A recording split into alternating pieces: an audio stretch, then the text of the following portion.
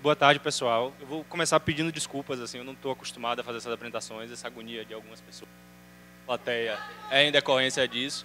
Eu queria falar para vocês sobre o que é que eu tenho lido sobre isso, que nem Fábio apresentou, eu sou cientista de dados, então esse papo sobre AWS, eu estava ouvindo ali o pessoal falando sobre Elasticsearch, etc. Acho tudo isso muito bacana, mas tem uma outra dimensão, eu penso, que a gente precisa discutir sobre o trabalho que a gente faz. E aí, quando eu pensei em vir participar do evento, eu pensei em discutir sobre isso. Tem gente muito mais qualificada do que eu para discutir essa parte técnica, então eu queria discutir essa outra que me interessa bastante. O título da apresentação é Dataficação, Dataísmo e Colonialismo Digital. Um monte de palavras que às vezes é desconhecido. A gente vai passar por tudo isso. Vamos lá. Primeiro tem um breve prólogo que eu apelidei aqui de O Olerite e o Holocausto. Parece um título assim meio descabido, mas a gente vai passar por isso. O Olerite, eu não sei se o pessoal sabe, é aquele comprovante de pagamento, tem desconto, etc., contra-cheque. E o Holocausto dispensa apresentação. Então, é uma pequena linha do tempo que eu quero apresentar para vocês. O Olerite tem esse nome por causa de um cidadão chamado Hermann Olerite, que era um descendente de alemães, que nasceu nos Estados Unidos, e ele criou a tecnologia do cartão perfurado. Então, o cartão perfurado talvez seja mais familiar para o pessoal de computação, porque ele trabalhava no censo dos Estados Unidos no final do século XIX, criou esse cartão para poder guardar informações de gênero das pessoas, de nacionalidade, localidade, etc. Alguns anos depois, do outro lado do Atlântico, na Alemanha, foi fundada uma empresa já assimilando essa tecnologia do cartão perfurado, né, chamada Deromag, né, que é a sigla da empresa.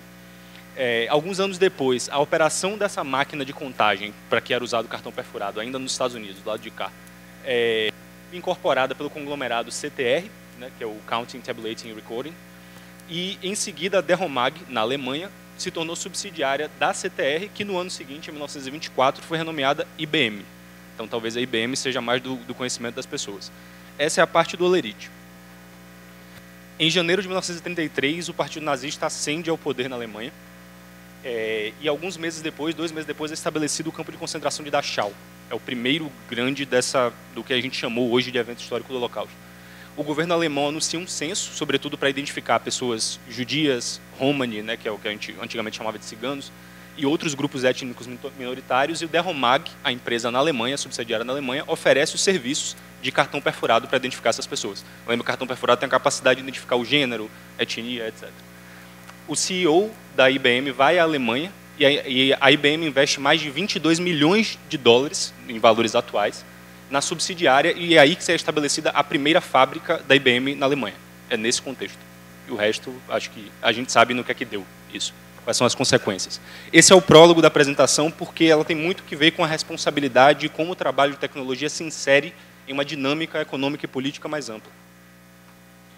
Então, é sobre isso que é a apresentação. A gente tem 3 grandes passos, que é apresentar um pouquinho do contexto, apresentar qual é o problema e qual é a hipótese que tem sido trabalhada em cima disso.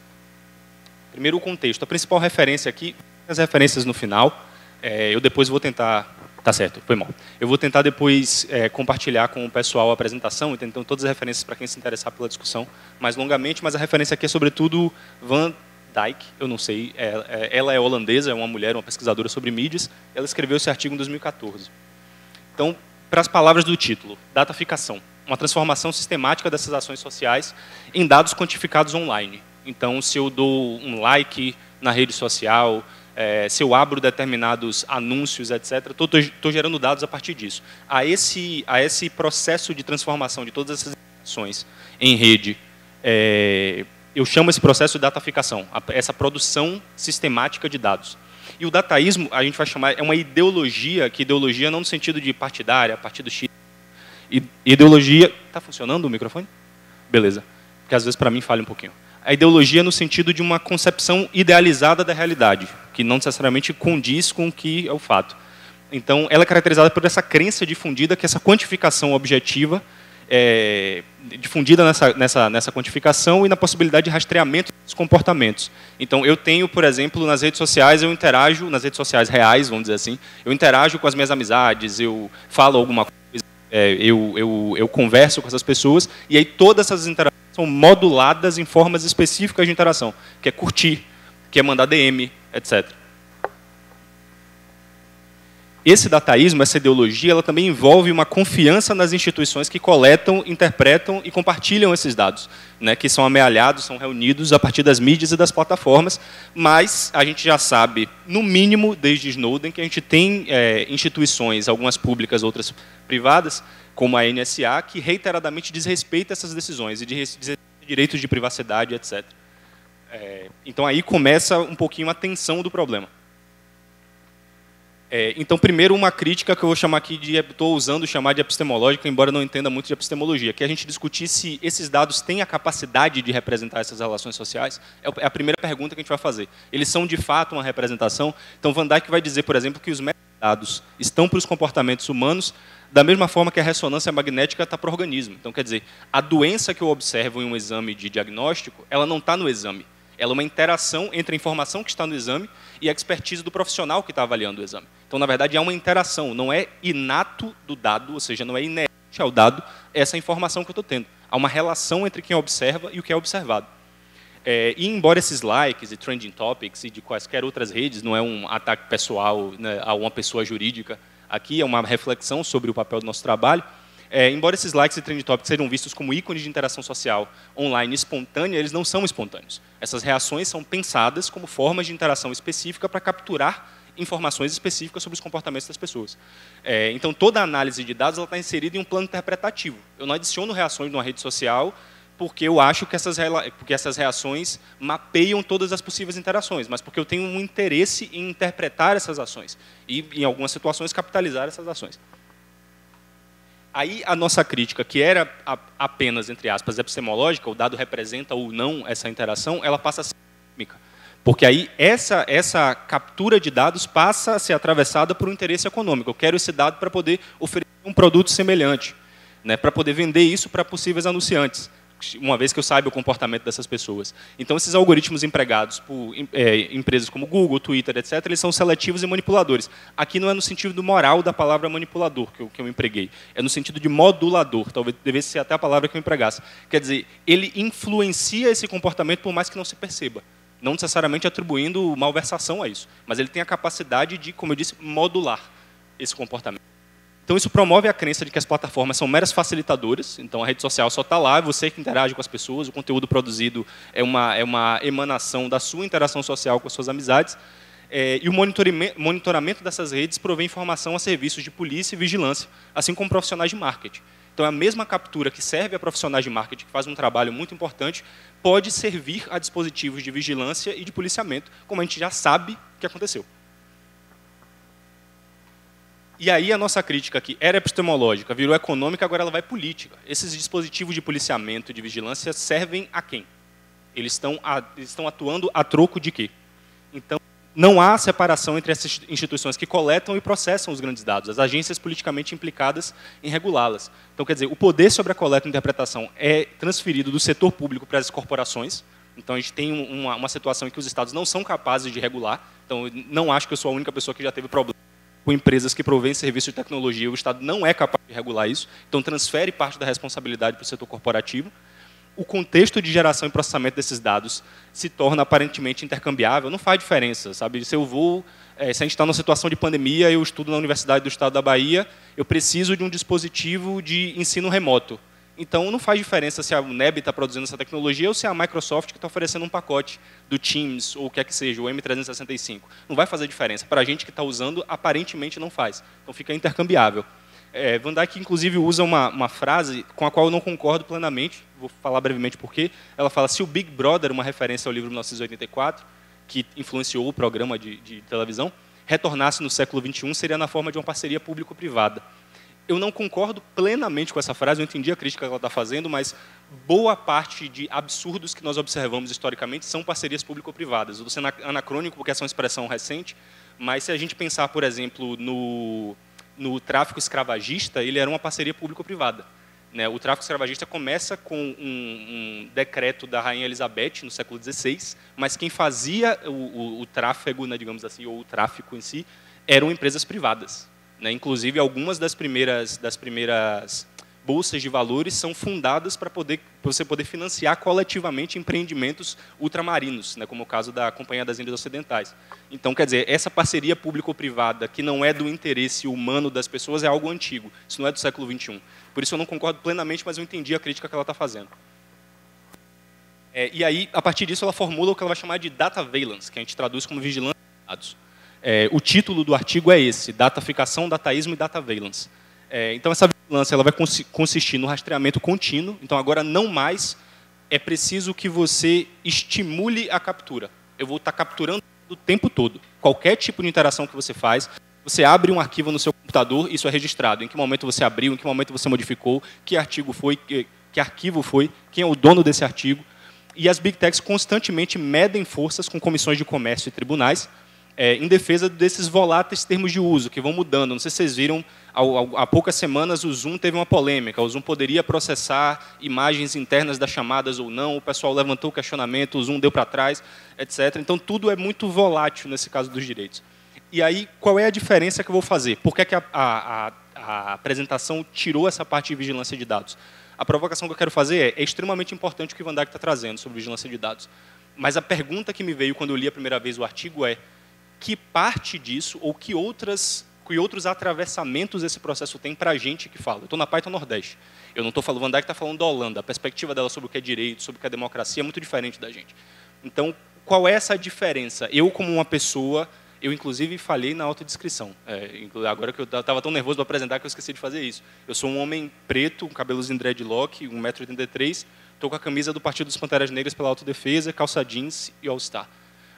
Então, como pessoa negra nordestina, eu sou soteropolitano de nascimento, embora agora moro em São Paulo, quais são as preocupações que eu tenho a adicionar ao que Van Dijk está trazendo? Tudo que ela trouxe é extremamente válido, mas será que é completamente transportável da realidade dela para a minha e para a nossa, consequentemente? É aí que eu mudei dessa vigilância de dados, porque eu vejo nisso uma pressuposição de um Estado democrático de direito que pessoas negras, por exemplo, não experimentam concretamente. Então, eu não posso falar sobre direito à privacidade se eu não posso sair na rua com medo de sofrer uma violência policial. Percebe? Direito à privacidade é extremamente importante, mas há todo um outro conjunto de direitos que tem que ser levado em consideração. Então, qual é essa diferença? É aí que entra o problema. É o problema que eu estou querendo formular e apresentar para vocês e convencê-los de que isso é um problema. Então, a gente sai da vigilância para o colonialismo de dados. Já está mais perto do título. Eu gosto dessa imagem, mas gosto num sentido negativo, porque ela é muito simbólica. Esse cidadão enorme que está sobre o continente africano, ele é um cara chamado Cecil Rhodes. Ele era um empresário britânico do século XIX. Até hoje, a maior universidade da África do Sul recebe o nome dele. Chama-se Rhodes University. Recebe o nome dele. Ele é um dos maiores empresários que ajudaram a capitanear o processo de neocolonialismo do continente africano. E o que ele está segurando ali por sobre o continente africano é um fio de telégrafo. Eu gosto disso porque isso mostra que as tecnologias de informação e comunicação já estão envolvidas nesse processo de colonização há muito mais tempo do que a gente imagina. Não é um problema só da internet, da captura de dados, etc. O telégrafo foi fundamental. Fundamental justamente para poder conectar essas pessoas ao mundo civilizado, mas também para garantir muitos lucros à custa de morte sistemática de milhões de pessoas. Então, essa imagem, para mim, é muito simbólica, para que a gente pense sempre na responsabilização. Nós, como profissionais de tecnologia. Então, esse colonialismo de dados ele seria a combinação das práticas extrativistas predatórias desse colonialismo histórico, então é algo que é herdado, em métodos quantitativos computacionais. E aqui o herdado não é só herdado no sentido histórico, aconteceu vários anos atrás e continua acontecendo. O capital necessário para poder construir essas empresas é algo que é herdado, passado adiante. A gente precisa levar isso em consideração. Por que é que determinadas empresas conseguiram se compor em grandes monopólios historicamente constituídos e outras empresas não conseguem? A gente fica aí com os nossos empreendimentos muito importantes, como startups, empresas de menor porte. Por que é tão difícil virar uma Microsoft, virar uma Apple, virar um Facebook? Lembram do prólogo? Muitas vezes é preciso ter esse tipo de coadunação, esse tipo de ação econômica para esse monopólio. Então, é essa combinação de prática predatória que eu estou falando. Não é só um respeito agora simbólico ao seu direito de privacidade, mas muitas vezes é no sentido natural e físico desse desrespeito, e isso através de métodos quantitativos computacionais. Isso envolve a naturalização dessa captura de dados e modos específicos de extração que a gente vai discutir rapidinho. Essa naturalização é o quê? Essa dinâmica econômica ela depende de convencer a gente de que os recursos que são extraídos valem. Então, é o primeiro passo. os portugueses chegaram no Brasil e só queriam catar umas madeirazinhas e levar. Mas se a madeira não é lucrativa, por que eles atravessaram o Oceano Atlântico em pleno século XVI? Porque eles passavam, às vezes, 2 meses para poder atravessar o Atlântico, morriam aos montes para pegar o que não vale nada. Então, a primeira coisa, a primeira ideia é de que não existem esses dados crus. A captura pressupõe a configuração. Isso já é trazendo para a nossa realidade. Então, não tem nada no sentido de eu só estou capturando o seu dado, eu só estou capturando uma interação sua. Não tem dado cru. Não existe essa ideia. A gente chama muitas vezes, né, de raw data. Ele nunca é cru.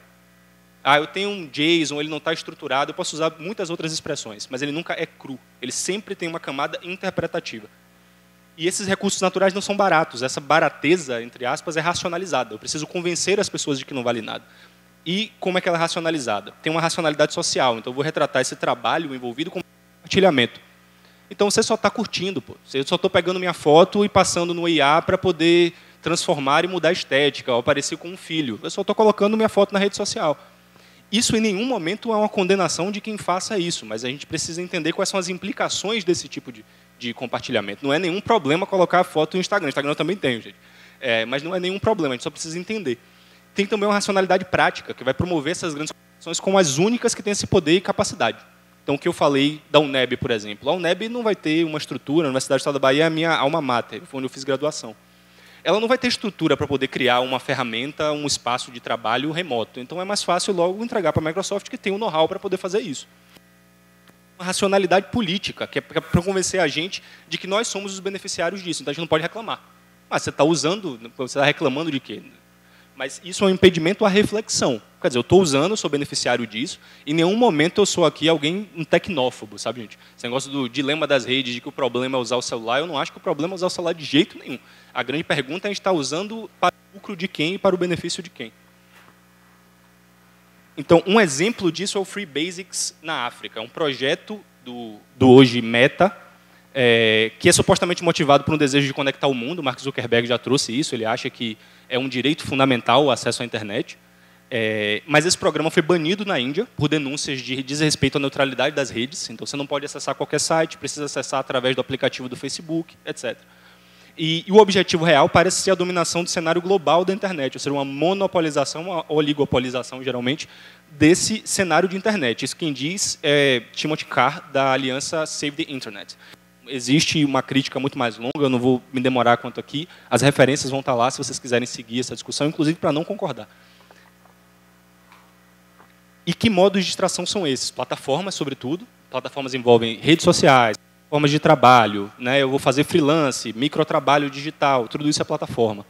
Logística, né? Essa logística são esses sistemas de grande operação. Muitas vezes eu trabalho remotamente para uma empresa que está localizada nos Estados Unidos, né? E essa produção é pulverizada, acontece em diferentes lugares geograficamente. Eu preciso de uma estrutura de logística para isso, ela é fortemente baseada em dados.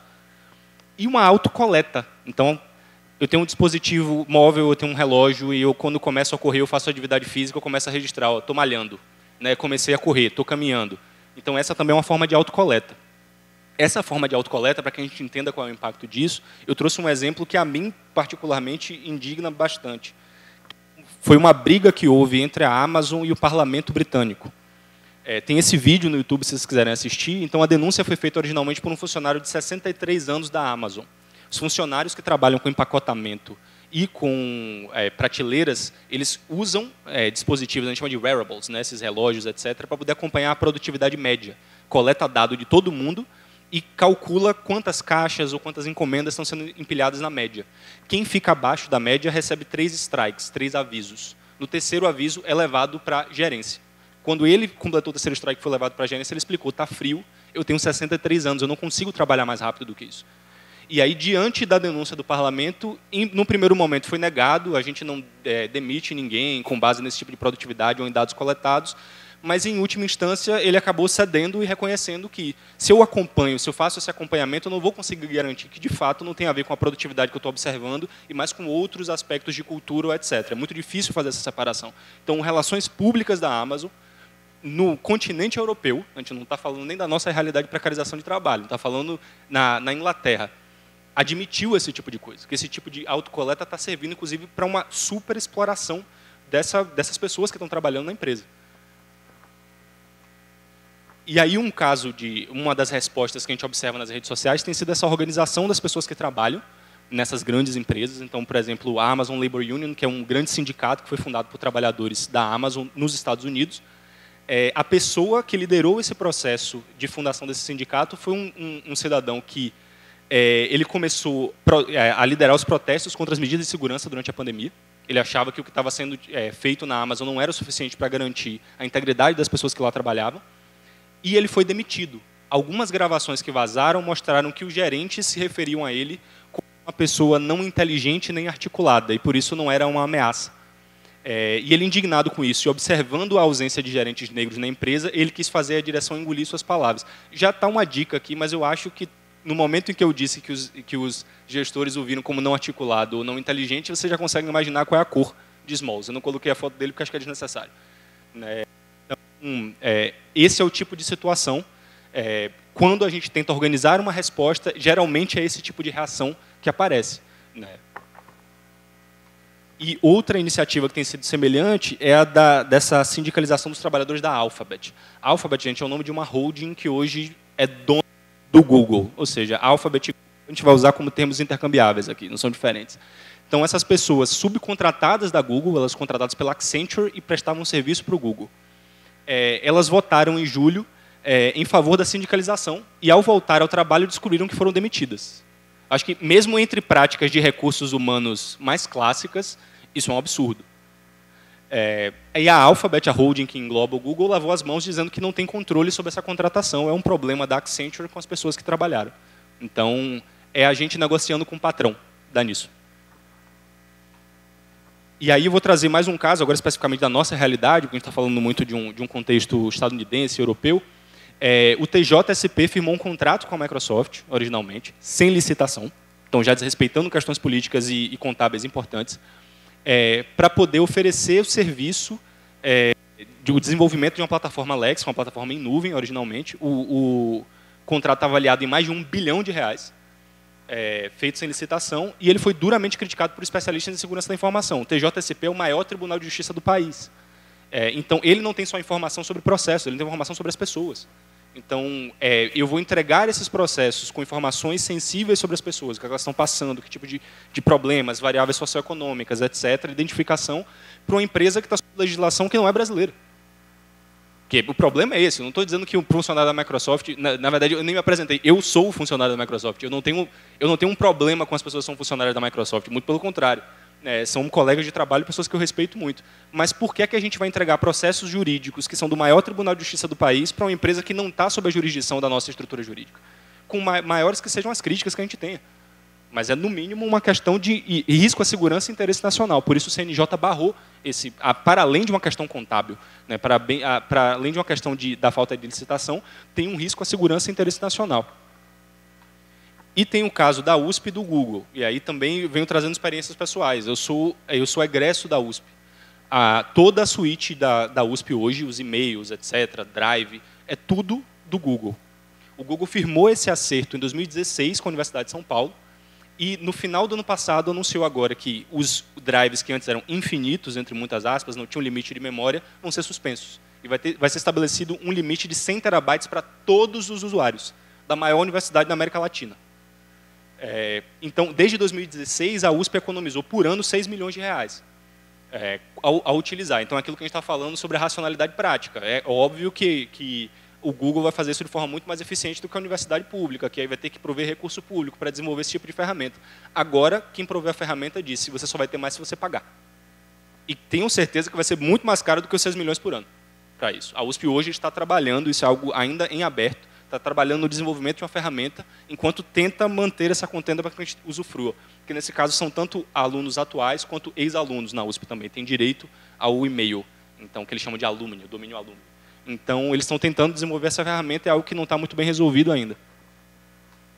E aí que entra a hipótese. A gente está vendo esses eventos, está vendo as especificidades dos problemas aqui no Brasil, seja no nosso sistema jurídico, seja na universidade, tem toda uma pesquisa desenvolvida do impacto da educação dessas ferramentas. E aqui eu vou chamar como referência a Renata Villapinto, que é uma pesquisadora da Open Knowledge, salvo engano, ela acho que é a CEO da Open Knowledge atual, né? Ela escreveu um artigo em 2018 falando sobre colonialismo digital e soberania digital. Então, a resposta para esse problema que a gente está vendo, que é essa dinâmica política e econômica confusa, de a universidade tem capacidade de desenvolver ou não, está na mão da Big Tech ou não, a resposta que a gente tem para isso hoje é uma hipótese, é o que é o assim chamado colonialismo digital, que vai englobar o colonialismo de dados, que era o que a gente estava falando um tempo atrás. Então, que contexto é esse? A gente tem essas inovações nas TICs, né, tecnologia em nuvem, como a gente falou, Teams, o pacote M365. Agora a Microsoft está colocando o chat GPT no M365, então vai virar o Copilot, para quem trabalha com Copilot do GitHub, agora vai ter um Copilot do M365. Então, tem todas essas inovações, e isso demanda uma infraestrutura muito grande. A gente vai discutir, tem direitos de propriedade, tem direitos intelectuais, mas isso demanda uma infraestrutura enorme para poder processar isso. Data centers são do tamanho de pequenas cidades. Eu vi a notícia na semana retrasada, a mudança da Microsoft para centralizar o uso do chat GPT aumentou em 34% o consumo de água, porque para resfriamento desses data centers. Isso começou a comprometer o consumo de água da cidade próxima. Então, quer dizer, é um nível de consumo de recursos que é muito grande. E aí, dentro desse contexto, desses grandes oligopólios, esse grande oligopólio, eu botei ali, a gente chama de GAFAM, que são as iniciais das empresas como elas são conhecidas famosamente. Então, Google, Apple, Facebook, Amazon e Microsoft. GAFAM, geralmente. Então, as populações offline do mundo, como o continente africano, não tem internet. Vamos levar a internet para conectar todo mundo. Eles viram um grande território em disputa por esses impérios tecnológicos. Então, qual é a dinâmica econômica e política em nível mais global? A gente estava discutindo que é o interesse econômico da empresa capturar o dado, mas agora a gente vai olhar em nível global. Porque, consistentemente, essas empresas estão concentradas nos Estados Unidos, sobretudo. Aquelas 5 têm base nos Estados Unidos. E fora dos Estados Unidos não tem nada parecido. Então, por que é que elas geralmente se concentram nesses lugares? Então, tem toda a Renata Ávila vai falar sobre qual é a estrutura que permite que isso ocorra. Então, de um lado, eu tenho o norte global, que tem recursos de capital. Aí o que a gente falou sobre colonialismo, esse recurso de capital é acumulado no tempo. Então a gente vai ter empresas que vão tomar esse tipo de atitude, desrespeitar termos de uso aqui e ali, e isso vai permitir uma acumulação de capital sobrecomum, e aí 50 anos depois ela é um grande império. E a gente não se pergunta por quê. Por que essa acumulação ocorreu? Por que meios? Então a gente tem esse recurso de capital intelectuais, e uma arquitetura legal, tanto doméstica quanto internacional, que permite isso. Então, essas empresas vão jogar meio mundo de processos de direitos intelectuais, direitos de propriedade, etc., para quem quiser desrespeitar isso.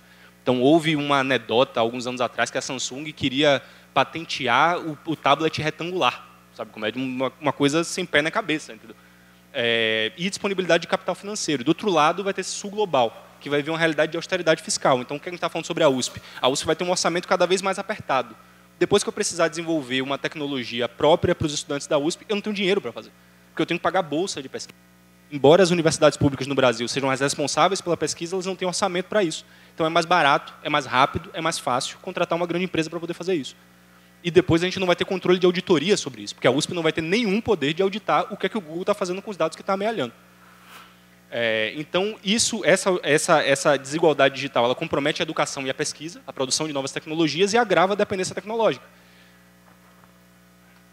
Então, essa colonização é uma espécie de toma lá da cá, né? Então, é uma infraestrutura crítica que é oferecida em troca dos seus dados pessoais.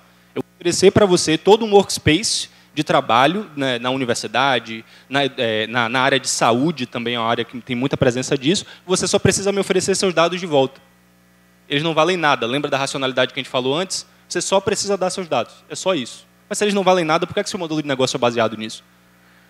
E essa administração pública depende da tecnologia provida por poucas empresas que estão em poucos países e que são capazes de atender exigências técnicas por esses preços mais baixos. Então, se a USP for desenvolver um workspace desse, ela vai gastar muito mais dinheiro do que o Google vai gastar. O Google tem toda uma expertise, profissionais contratados, já preparados para desenvolver essa plataforma. Então, vai ser mais barato. Não é só uma questão de eu gosto do que é feito nos Estados Unidos, eu gosto do que é feito no Google. É uma questão de que, de fato, é mais viável economicamente fazer isso. E aí tem o que o pessoal vai chamar de missão civilizadora. Essa é uma expressão que era muito utilizada no colonialismo histórico. Eu vou levar, então, a tecnologia para essas pessoas. Eu vou levar a iluminação para essas pessoas, para quem faltam direitos de acesso, etc, etc, etc. Então, vão ser impostos padrões tecnológicos que vêm desse norte global e que são estranhos à realidade específica. Então, por exemplo, processos de racialização que são estranhos a essa colônia, né? E aí a gente vai falar sobre racialização digital, tem o livro de Deison Faustino e Walter Lippold, que são especialistas em Fanon, vão falar sobre o colonialismo digital, é o título do livro deles. Então, eles vão falar sobre a racialização digital. Já citaram Tarcísio também, que está aqui, que é especialista na área, escreve, etc. Então, recomendo que leiam os trabalhos deles e citem também, se possível. E isso vai sufocar qualquer iniciativa de uma produção local de tecnologia e também vai precarizar as condições de trabalho digital. E isso vai agravar as desigualdades, porque isso se dá num contexto em que desigualdades vão existir. Desigualdade de gênero, desigualdade de raça, desigualdades de orientação sexual, identidade de gênero, etc. Então, vou trazer alguns exemplos. Mechanical Turk, é uma plataforma da Amazon de microtrabalho. Então, é rotulagem de dados, quebra de CAPTCHA, tudo isso. Essas plataformas de freelance foram analisadas pelo Fair Work, que é uma iniciativa, isso é algo bem novo, acho que esse relatório saiu em julho desse ano. E denunciou que essas plataformas de trabalho freelance elas não garantem condições justas de trabalho. Eram 10 pontos possíveis, uma nota de 0 a 10. Nenhuma empresa tirou mais do que 5. Nenhuma plataforma tirou mais do que 5. O MT, que é o Mechanical Turk, tirou 0. Ele falhou nas dimensões de pagamento, condição de trabalho, contrato, gestão, representação de trabalhadores. A AWS não informou quantas pessoas isso afeta, quantas pessoas estão registradas na plataforma, e nem quais são essas garantias oferecidas. E tem o caso da OpenAI no Quênia. A OpenAI é a principal responsável pelo desenvolvimento do ChatGPT. E presta serviço também para a Microsoft. Agora há uma parceria multibilionária e plurianual entre a OpenAI e a Microsoft para a produção desse ChatGPT em novas versões. A OpenAI contratou a Sama, que é uma empresa de terceirização no Quênia, para contratar pessoas para prestar o serviço de rotulagem de dados, que é fundamental para o método de aprendizagem do ChatGPT, que é o RLHF, que é o aprendizado por reforço a partir do feedback humano. É fundamental que você rotule esses dados. Então, durante 9 horas por dia, de 5 dias na semana, Matenge e seus colegas que foram contratados, ele é a pessoa que dá a declaração, mas outras pessoas também foram afetadas, eles precisaram ensinar a inteligência artificial sobre conteúdo explícito, violência explícita, violência sexual, etc. Essas pessoas ganhavam, por hora de trabalho, no máximo $1, e não foi oferecido nenhum suporte terapêutico a essas pessoas que eram expostas a esse tipo de conteúdo. Aí é aquela pergunta que a gente fez no começo. Por que é que a Microsoft, sediada em Seattle, tecnicamente em Redmond, no estado de Washington, nos Estados Unidos, a OpenAI é sediada em São Francisco, no estado da Califórnia, nos Estados Unidos, vai procurar trabalho de rotulagem no Quênia? Quais são os trabalhadores estadunidenses que vão aceitar receber $1 por hora para fazer esse tipo de trabalho? E aí tem um exemplo de Sônia Coelho. Nesse caso já é um exemplo mais amplo, ela trabalha em múltiplas plataformas. E eu gosto desse atravessamento aqui, porque a gente vai ver, tem um atravessamento também de gênero nesse caso. Sônia é moradora de Foz do Iguaçu, ela é microtrabalhadora, como a gente chama agora, que executa esses trabalhos digitais em plataformas, ela tem 45 anos. Ela trabalha em projetos que envolvem checar a veracidade de propaganda, atividade de contatos solicitados no Google, etc. Os trabalhos são pagos em dólar, e remunerados de 2 a 10 centavos por tarefa. Ela precisa fazer, em média, 90 tarefas por dia, 10 a 12 horas, todos os dias da semana, 7 dias da semana, para poder ganhar a vida. Sônia também é mãe de um filho de 13 anos e de uma filha de 9 que é diagnosticada com TDAH e frequenta terapia 2 vezes na semana. Isso aqui é o que a gente chama de economia do cuidado. Então, recai sobre as mulheres esse tipo de atividade, para além desse trabalho que ela faz aqui, porque isso é trabalho. A gente fala muitas vezes, ela está cuidando dos filhos, está fazendo por amor, mas isso é trabalho. Dizer que isso é só feito por amor é uma das formas de baratear o trabalho dela. Dizer que isso não vale nada, mas ela, em última instância ela está formando novas pessoas trabalhadoras. Quando Sônia não tiver mais condição de trabalhar, vão ser os filhos dela que vão fazer isso. Então ela está produzindo novos trabalhadores, em última instância, do ponto de vista econômico. Ela não vai receber nada por isso e as condições em que ela vai estar exposta são essas. Ela precisa de um trabalho que seja flexível em horário e o trabalho que é oferecido é esse tipo de trabalho, com esse tipo de remuneração, com esse tipo de demanda, para que ela tenha um mínimo de sobreviver. Então, algumas conclusões dessa apresentação, dessa volta toda.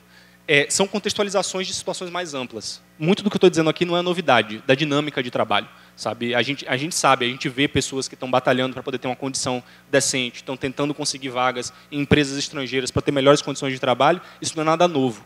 Mas o objetivo é que a gente parta desses problemas que são sociotécnicos, né, que a gente falou lá no começo, datação, dataísmo, o modelo que eu estou aplicando faz sentido mesmo, epistemologicamente falando, a conclusão que eu estou tirando faz sentido, mas que a gente coloque isso num contexto de interesse econômico, Por que é que eu estou fazendo esse trabalho em prol de quem? Por que é que eu pego um modelo que está muito meia boca, para o cliente, dou uma maquiada e apresento para o cliente? É porque tem um interesse econômico ali envolvido. Eu já tive trabalho de observar correlação entre venda de bebida alcoólica e o número de igrejas pentecostais no setor censitário. E aí eu tenho que olhar para a cara do cliente e explicar por quê. E eu não sei, até para a entidade, trabalhando na empresa, não sei. Então isso está envolvido no interesse econômico, e esse interesse econômico está em uma dinâmica geopolítica. A economia não é só a minha empresa prestando serviço para a sua empresa ou trabalhando com aquela, tem uma lógica global que atravessa. Por que é que a gente tem condições mais difíceis, inclusive de ter empreendimentos? Por que é que o financiamento aqui é muito mais caro para poder fazer? Quem trabalha com startup, com empresa de pequeno porte, sabe que essa concorrência não é leal. Não tem o menor cabimento uma coisa dessa. Então, as soluções efetivas demandam um entendimento apropriado do problema. Então, a gente precisa ter esse contexto para poder pensar. Se a gente não entender bem o problema, não tem a solução. E as soluções são abertas.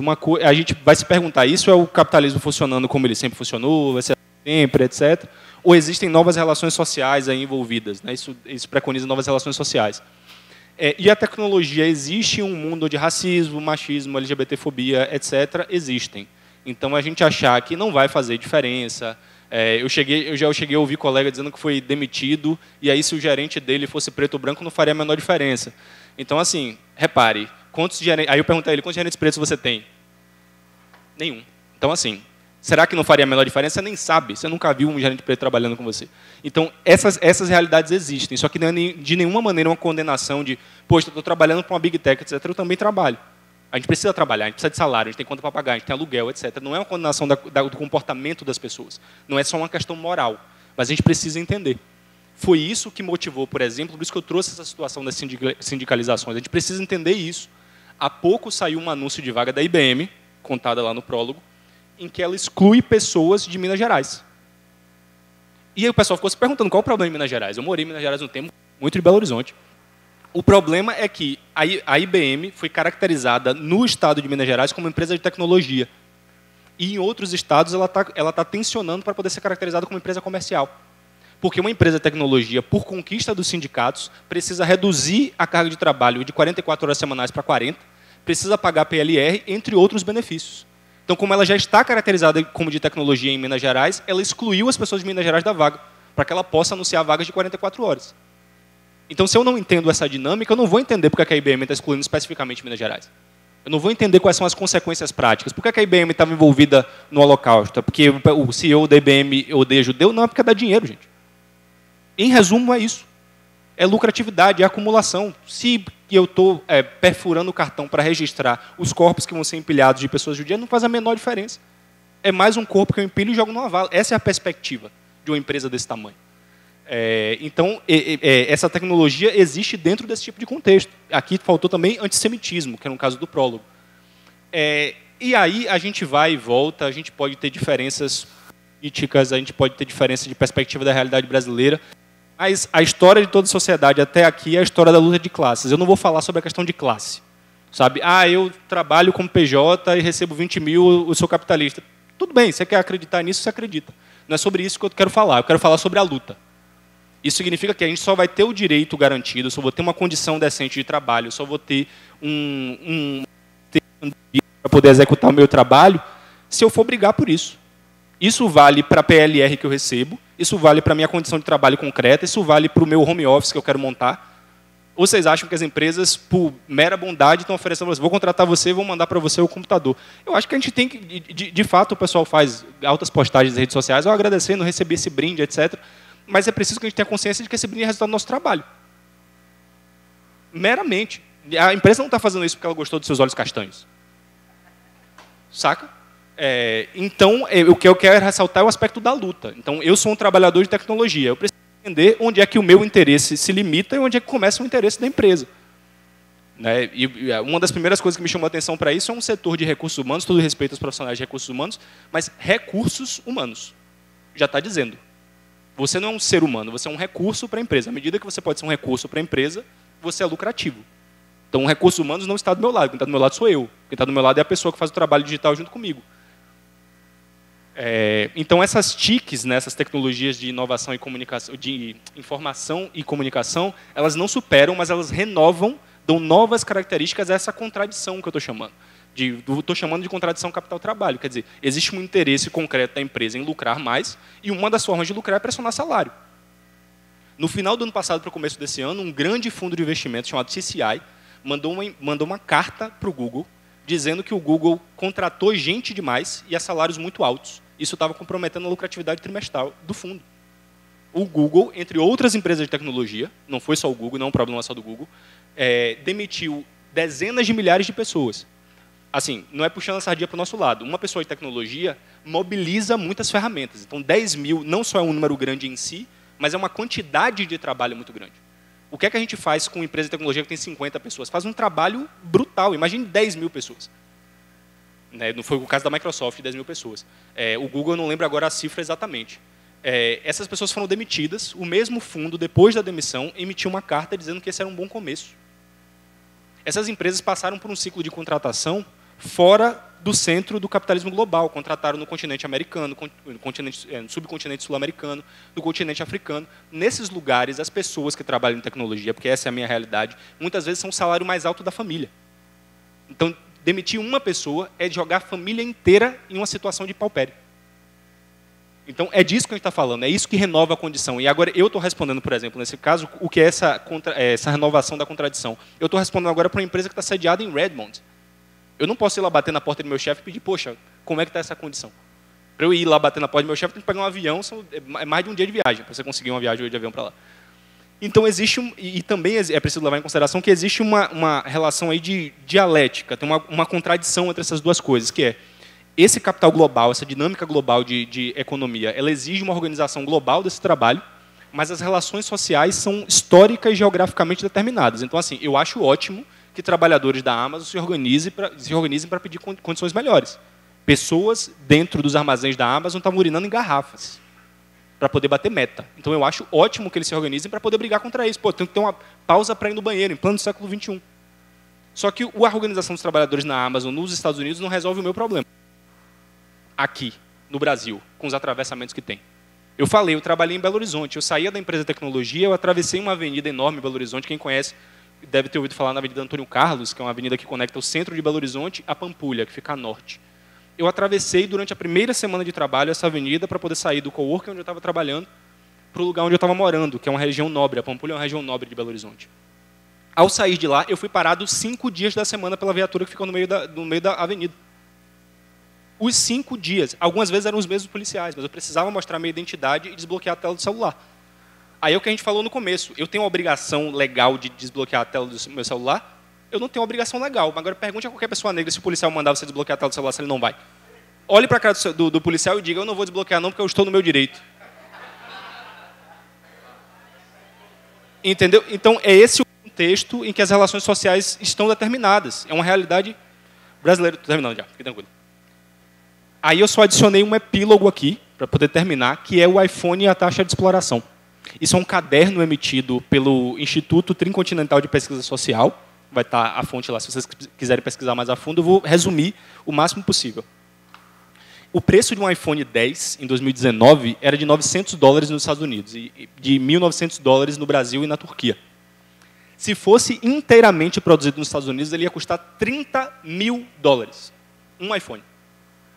A esse preço, um trabalhador que recebe salário mínimo na África do Sul, a África do Sul é envolvida dentro da cadeia global de produção do iPhone, ele precisaria trabalhar 14 anos e meio para comprar um iPhone. Então, dentre os quase de 70 milhões de iPhones, são cifras da época. Esse caderno é de 2019. 70 milhões de iPhones, 30 milhões de iPads e 59 milhões de outros produtos da Apple, quase todos são produzidos fora dos Estados Unidos.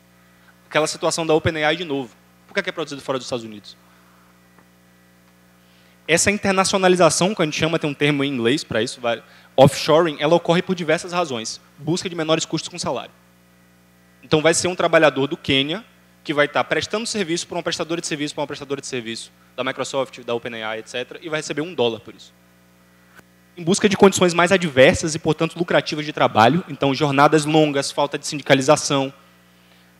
E, no caso do iPhone, há, inclusive, denúncia de trabalho infantil. Na coleta de materiais, minerais, sobretudo, na utilização dentro dos circuitos. esse espraiamento da produção, né, ele é espalhada no globo todo, em diferentes territórios, ele vai buscar menores custos e maior lucratividade. E a isso a gente dá o nome de cadeia global de produção. Hoje, se vocês procurarem essa expressão, vocês vão achar livros, artigos sobre especificamente isso, estudando quais são os impactos disso. Isso é viabilizado justamente pelas inovações nas redes de telecomunicações. Então, como é que eu consigo espalhar a produção utilizando as tecnologias de informação e comunicação? Logística data-driven, que a gente olhou lá atrás. Eu não só faço isso na tecnologia, os trabalhadores estão espalhados no globo, como a tecnologia é meio também. Ela é fim e é meio. E isso, né, informatização e desenvolvimento de uma logística mais eficiente. Essas são as referências, depois eu vou passar para o pessoal da apresentação, se vocês quiserem se interessar a vocês, ou se vocês conhecem alguém que se interessa pelo tema. Eu acho muito importante. Esses são os artigos citados. Eu não ressaltei o trabalho de Abeba Berhane, que é uma pesquisadora etíope, se não me engano, mas ela ensina na Irlanda. Ela tem esse artigo de colonização algorítmica da África, que inclusive eu tirei do livro de Tarcísio, que está por aqui no evento. E aqui são os livros. Esses 3 livros são os livros em português, sobre o tema de colonialismo digital. As minhas reflexões são sobretudo tiradas disso aqui, partindo desse trabalho deles. O de Avelino é mais técnico, ele vai falar sobre implicações na forma como a internet funciona, do Web 2.0, 3.0, etc. Esse foi o mais recente que eu li, então recomendo porque se interessar pelo tema. E é isso. Obrigado.